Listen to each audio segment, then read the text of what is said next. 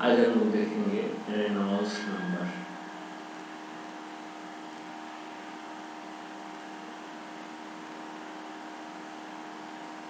सबसे पहले यदि हम इसके नेम को देखें, Reynolds number, it is a kind of number.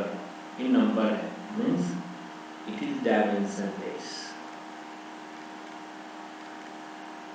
ये डायमेंशनलेस होगा, यूनिटलेस होगा, इसका कोई यूनिट नहीं होगा। तो रेनॉल्ड्स नंबर को कैसे डिफाइन किया जाए? रेनॉल्ड्स नंबर को पहले हम लिखते हैं RE। तो इसका डिफिनेशन है inertia force by viscous force. This is the definition of the Reynolds number, mathematical definition. Inertia force by viscous force. तो सबसे पहले बात उठता है कि ये नंबर डेराइव करने का, ये नंबर डेवलप करने का क्या जरूरत पड़ा। तो देखिए, अब जानते हैं कि जो फ्लूइड फ्लो होता है वो दो टाइप का होता है। एक होता है लैमिनार फ्लो और एक होता है टर्बुलेंट फ्लो।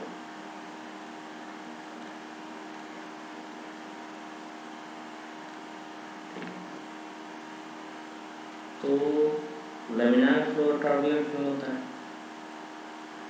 तो मान लीजिए किसी भी पाइप से आपको, पाइप का लेंथ सपोज L है और पाइप का डायमीटर आपका D है और इसमें V स्पीड से आप फ्लूइड को क्या किए, इंजेक्ट कर दिए, V इंजेक्ट। तो फ्लूइड इस पाइप से क्या करेगा, फ्लो करेगा। तो मान लीजिए कि इस पाइप से आप पानी को कहीं सप्लाई करना चाहते हैं, you have to supply water from one location to another location. तो आपको यहाँ क्या लगाना पड़ेगा, पंप लगाना पड़ेगा। तो पंप लगाइएगा तभी आप इसको एनर्जी सप्लाई कर पाइएगा और उसी एनर्जी से फ्लूइड क्या होगा, इस लोकेशन से इस लोकेशन तक जाएगा। तो आपको ये मालूम होना चाहिए यदि हम 2 आवर्स यदि हमको पानी सप्लाई करना है या 5 आवर्स, तो हमको पंप को चलाने के लिए कितना इलेक्ट्रिसिटी, या यदि डीजल इंजन से चल रहा है तो कितना डीजल ऑयल की जरूरत पड़ेगी। तभी आप ये तय कर पाइएगा कि हमको 5 आवर्स यदि हमको वाटर सप्लाई करना है तो हमको कितना खर्च बैठेगा और सामने वाला से हमको कितना पैसा लेना चाहिए फॉर दिस जॉब। सपोज कि उसके पास पंप नहीं है, पंप दूसरे के पास चल रहेगा, तो उसका वर्क होगा ना कि इतना पंप लाया तो इतना वर्क हुआ तो इतना पैसा लगा। या सपोज बिजली यूज हो रहा है तो बिजली बिल कितना यूटिलाइज हो, ये भी मेजर होगा। तो उस हिसाब से वो पंप यूज करेगा कि ज़्यादा पावरफुल पंप नहीं यूज करेगा, कम पावरफुल पंप यूज करेगा। तो कहने का मतलब है कि मेनली है कि यदि आपको लगातार कंटिन्यूसली फ्लूइड को सप्लाई करना है एक लोकेशन से दूसरे जगह, तो आपको ये मालूम होना चाहिए कि उसमें कितना एनर्जी आपको चाहिए। एक सिंपल सा। दूसरा कि सपोज ये अर्थ सरफेस है और अर्थ सरफेस में आप क्या करते हैं, होल करते हैं और नीचे से पानी आप खींचते हैं ऊपर। नीचे से पानी क्या करते हैं, आप ऊपर खींचते हैं। तो नीचे से पानी जब आप ऊपर खींचते हैं तो इसमें क्या लगता है, पावर। क्या कंज्यूम होता है, पावर। तो आपको ये मालूम होना चाहिए ना कि इसमें कितना पावर लगेगा, तभी तो आप यहाँ उतना ही पावरफुल पंप, उतना ही पावरफुल मोटर बैठाइएगा कि जिसके थ्रू आप ज़मीन से पानी खींच कर अपने ऊपर बिल्डिंग के छत पर जो आपका पानी का टंकी है उसमें पानी को फिल कर सके, फ्लूइड को फिल कर सके। तो आपको मालूम होना चाहिए कितना पावर कंज्यूम हो रहा है। आप जानते हैं कि आजकल बहुत ही इफिशिएंट मोटर आ गया है सबमर्सिबल वो 10 से 15 मिनट में 1000 लीटर आपको फिल कर देता है, तो उसका कैपेसिटी क्या है, ज़्यादा है, उसका पावर ज़्यादा है 10 से 15 मिनट। लेकिन पुराने वाले मोटर नहीं कर देते 10 से 15 मिनट, उनको 1 घंटा 1.5 घंटा लगता था, तो समय का खपत वहाँ पर ज़्यादा था। लेकिन जैसे जैसे ज़रूरतें बढ़ी हैं तो हम वो 1.5 घंटा कोई इंतजार नहीं करें कि पानी फुल होगा तब हमको पानी मिलेगा, तो 10 to 15 मिनट्स में। तो ये कहने का मतलब है कि how to measure the power consumption, कितना पावर हमको चाहिए to pull the water from the depth of 200 feet और 100 फीट और 300 फीट और 400 फीट, कितना पावर चाहिए हमको। तो वो पावर कंजम्पशन आपको निकालना है, तो आपको ये चाहिए कि फ्लूइड किस तरह से फ्लो कर रहा है, वो लैमिनार फ्लो में फ्लो कर रहा है या टर्बुलेंट फ्लो में, उस पर डिपेंड करता है। क्योंकि जब फ्लूइड किसी सरफेस पर फ्लो करेगा तो वहाँ क्या होगा, फ्रिक्शन होगा, दो जगह फ्रिक्शन होगा। हम दिखाते हैं, सपोज ये कोई सरफेस है और इस पर कोई फ्लूइड फ्लो कर रहा है, तो फ्लूइड क्या कर रहा है, इस पर फ्लो कर रहा है। तो कोई फ्लूइड जब फ्लो कर रहा है तो इसके लेयर के बीच में फ्रिक्शन फोर्स होता है, ये आप जानते हैं। इस लेयर के बीच में क्या होगा, विस्कस फोर्स होता है। तो विस्कस फोर्स एक तरह से क्या है, फ्रिक्शन फोर्स है। तो जो आप इधर से पावर सप्लाई कर रहे हैं वो ये विस्कस फोर्स में क्या होगा, पावर कंज्यूम हो जाएगा, यूटिलाइज हो जाएगा, लॉस हो जाएगा ड्यू टू विस्कस फोर्स। यहाँ भी विस्कस है, यहाँ भी विस्कस है, यहाँ भी विस्कस है, यहाँ भी विस्कस है, यहाँ भी विस्कस है। तो कहने का मतलब है कि विस्कस फोर्स यहाँ पर लगेगा। तो विस्कस फोर्स फ्लो के नेचर पर डिपेंड करता है कि किस तरह का फ्लो है। लैमिनार फ्लो में विस्कस फोर्स बदल जाएगा, टर्बुलेंट फ्लो में बदल जाएगा। तो कहने का मतलब है मेनली कि फ्लो के बिहेवियर पर डिपेंड करता है कि उसका विस्कस फोर्स कितना इफेक्टिव होगा, ये कितना कम होगा, है ना, कितना कम या कितना ज़्यादा होगा। और विस्कस फोर्स यदि हमको सही कैलकुलेट कर पाएँ तभी हम कैलकुलेट कर पाएंगे यदि हम जो एनर्जी सप्लाई कर रहे हैं उस फ्लूइड को एक लोकेशन से दूसरे लोकेशन पर ले जाने के लिए, तो उसमें कितना मेरा पावर लॉस में जा रहा है और कितना पावर एक्चुअल में यूटिलाइज हो रहा है उस फ्लूइड को सप्लाई करने के लिए। तो ये सारी चीज़ें पहले होनी चाहिए, before the installation of pump, before the installation of your drainage system, before the installation of your मतलब वाटर टैंक। कि वाटर टैंक आपको सपोज 3rd फ्लोर पर लगाना है या 5th फ्लोर पर, तो उसका हाइट बढ़ते जाएगा, जितना फ्लोर बढ़ते जाएगा हाइट बढ़ते जाएगा, तो उतना ही आपको नीचे से खींच के ऊपर तक पानी ले जाने में क्या लगेगा, अधिक पावर लगेगा, अधिक आपका एनर्जी खर्च होगा। अब ऐसा नहीं कर सकते हैं कि पहले हम कोई भी मशीन लगा देंगे फिर देखेंगे कि पानी खींच पाता है कि नहीं, तब तो ये तो ट्राई मारना हो गया, इसमें कोई साइंस नहीं हुआ, कोई इंजीनियरिंग नहीं हुआ, कोई लॉजिक नहीं हुआ। तो आपके पास कंसेप्ट एक ऐसा होना चाहिए जिसके थ्रू आप इंस्टॉलेशन से पहले ही पता कर लें कि कितना पावर कंजम्पशन होने वाला है। तो that is the main thing, that is the main theme of engineering कि आपको ये कैलकुलेट करना है। तो ये कैलकुलेशन करने में आपको ये मालूम होना चाहिए कि विस्कस फोर्स कितना है, और विस्कस फोर्स मेजर करने के लिए हमको फ्लो मालूम होना चाहिए। देखिए कनेक्शन क्या है उसको समझिए। आपको क्या मेजर करना है, पावर, कि पावर कंजम्पशन आपको कितना होगा।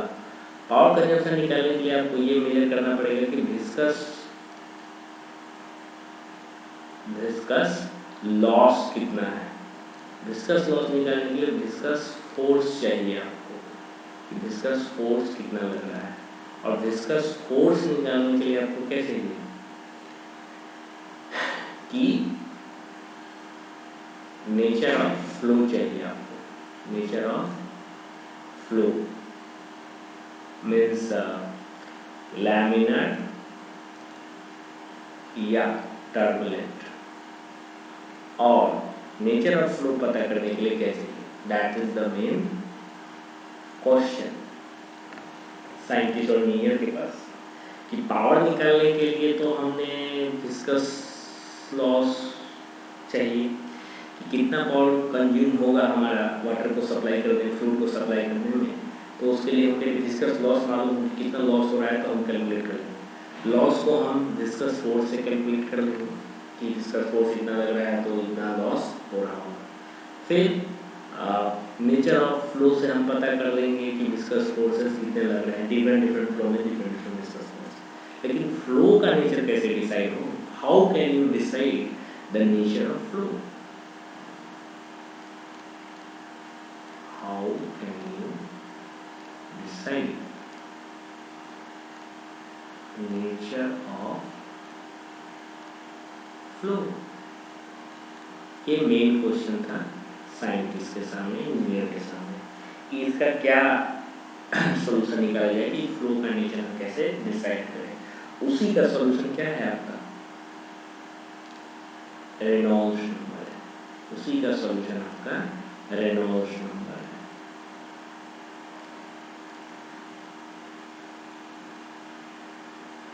अब यहाँ पर इसी दो फोर्स को क्यों लिया गया है ना? ये भी एक इम्पॉर्टेंट कंसेप्ट है कि यही दो फोर्स को लिया गया। तो देखिए,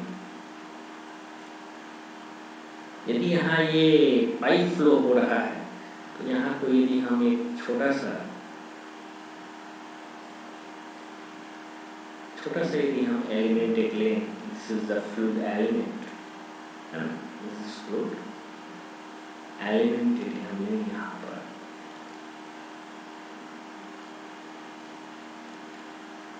तो इस फ्लूइड एलिमेंट पर कौन कौन सा फोर्स लग रहा है? इस फ्लूइड एलिमेंट पर कौन सा फोर्स लग रहा है? एक विस्कस फोर्स लग रहा हो, सपोज की पैरेलल फ्लो है, सपोज की पैरेलल फ्लो हो रहा है, मान लीजिए 2 मिनट के लिए, तो पैरेलल फ्लो है तो ऐसे सीधे जा रहा होगा, सीधे जाएगा तो ऊपर का सरफेस फ्रिक्शन करेगा, नीचे का सरफेस फ्रिक्शन करेगा, है ना। इधर से क्या लग रहा होगा?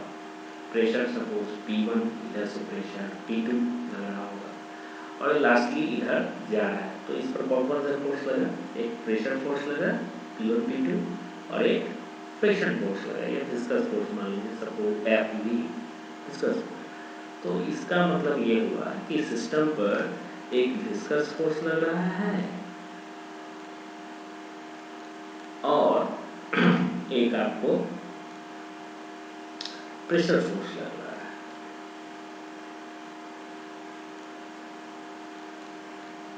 लेकिन प्रेशर फोर्स किसके लिए रिस्पॉन्सिबल है? आगे ले जाने के लिए। Pressure force is responsible for movement of the fluid element, वही मूव करा रहा है। प्रेशर फोर्स यहाँ किसका रोल निभा रहा है? आपको इनर्शिया फोर्स का रोल निभा रहा है, जो कि इसको पुश कर रहा है आगे जाने के लिए। यही इनर्शिया फोर्स का क्या कर रहा है? रोल निभा रहा है। और विस्कस फोर्स क्या कर रहा है? इसको रोक रहा है, अपोज कर रहा है ना। तो यहाँ कॉम्पिटिशन किसके बीच में है? यहाँ कॉम्पिटिशन है कि कौन ज्यादा है। कॉम्पिटिशन है आपको इनर्शिया फोर्स और viscous force. Competition between inertia force and viscous force. Inertia force ज्यादा है कि विस्कस फोर्स ज्यादा है? यदि इनर्शिया फोर्स बहुत ज्यादा है, मतलब धक्का बहुत ज्यादा है, तो विस्कस फोर्स कुछ नहीं कर पाएगा, वो फ्लूइड एलिमेंट बहुत तेजी से आगे की तरफ फ्लो करेगा, तो उसका बिहेवियर कुछ अलग हो। लेकिन जहाँ पर विस्कस फोर्स ज़्यादा डोमिनेंट है in comparison to inertia force, वहाँ पर मूवमेंट इजीली नहीं होगा, वो फ्लूइड इजीली फ्लो नहीं करेगा। लेकिन जहाँ पर दोनों में ताकत करनी है, दोनों कंपेरेबल है, दोनों एक दूसरे से न कोई ज़्यादा है, न कोई बहुत ज़्यादा है, न कोई बहुत ज़्यादा कम है, तो उस मामले में फ्लो स्मूथली चलेगा, है ना। एकदम स्लो मूवमेंट होगा। आप कह सकते हैं वेरी लो स्पीड फ्लो या very low speed of the fluid element, तो उसको हम वहाँ वेरी लो स्पीड फ्लो करते हैं। जहाँ इनर्शिया फोर्स और विस्कस फोर्स एक दूसरे से कंपेरेबल होते हैं, वो बहुत ज़्यादा नहीं होते, बहुत इनर्शिया फोर्स बहुत ज़्यादा नहीं होता है, विस्कस फोर्स बहुत कम नहीं होता है कार्य का। तो मीनिंग ये हुआ कि जब फ्लूइड फ्लो होगा तो वहाँ पर दो प्रकार के फोर्स लग रहे हैं, आप देख रहे हैं। एक इनर्शिया फोर्स जो कि प्रेशर फोर्स प्रोड्यूस कर रहा है, और एक विस्कस फोर्स उसको रेजिस्टेंस मिला है, तो there is competition between only inertia force and viscous force. So when we have to choose what is the nature of flow, then only two forces will be deciding factor, inertial force and viscous force. So scientists have used only two forces, inertial forces and viscous forces, and there is some experimental data about these non-dimensional number। तो एक छोटा सा chart बना लेते हैं आपको, ये लिख लीजिए फ्लो कंडीशन, ठीक है। ये लिख लीजिए पाइप फ्लो, मतलब पाइप में फ्लो होगा। और ये लिख लीजिए कि ये ओपन या प्लेट फ्लो, प्लेट फ्लो लिखिए, मतलब प्लेट के ऊपर फ्लो हो रहा है, ओपन प्लेट फ्लो, तो प्लेट फ्लो है।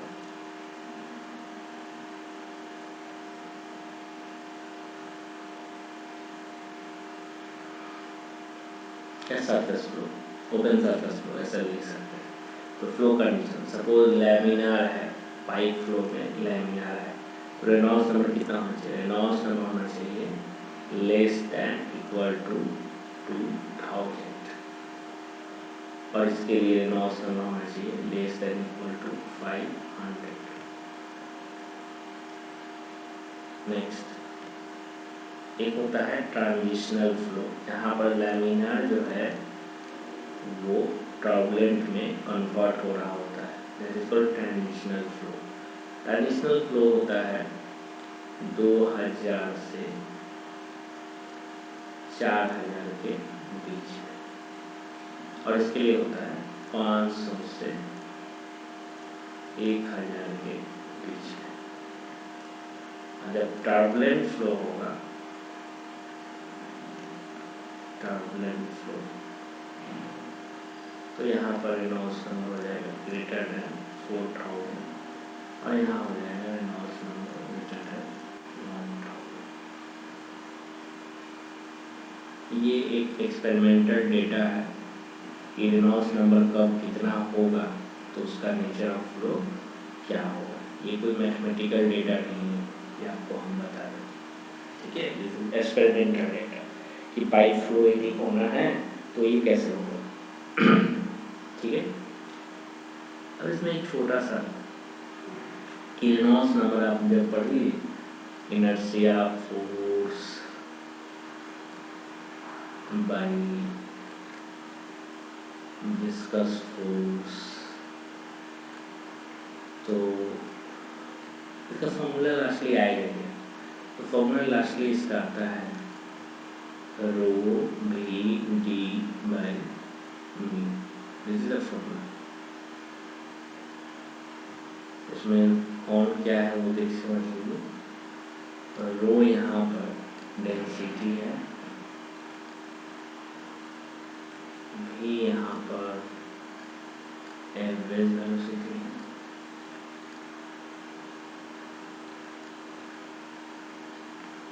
डी यहाँ पर कैरेक्टरिस्टिक्स डायमेंशन है, और म्यू यहाँ पर डायनामिक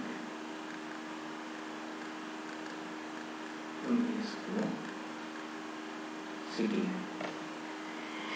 ये इसका फॉर्मूला हो गया। तो ध्यान से देखिए कि इसमें जो टर्म है वो क्या कर रहा है। रूट और डेंसिटी आपको मालूम, एवरेज वेलोसिटी मालूम, पर कैरेक्टरिस्टिक डायमेंशन आपको नहीं मालूम, और डायनामिक विस्कोसिटी, विस्कोसिटी तो आप पढ़ें, डायनामिक विस्कोसिटी भी पढ़ेंगे। तो ये कोई नया चीज़ नहीं। इनका सवाल उठता है कि ये फॉर्मूला आएगा कैसे, है ना, फॉर्मूला आएगा कैसे। तो ये आप फॉर्मूला अभी आपकी क्लास में ड्राइव नहीं हो सकता है।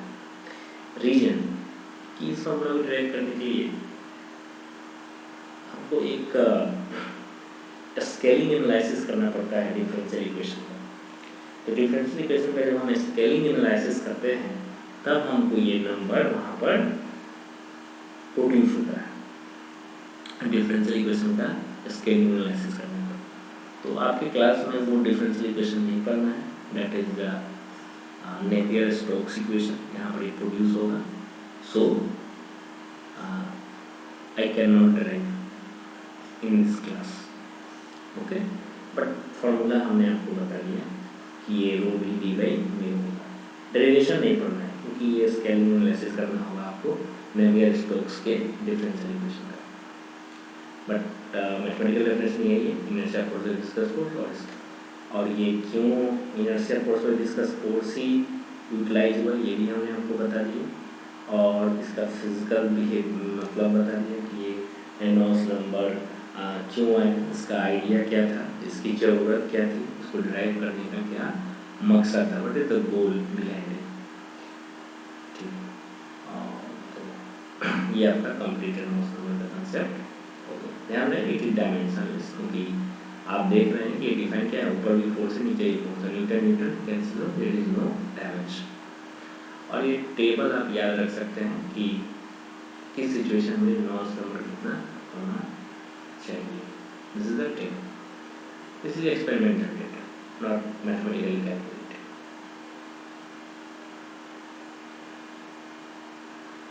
ओके।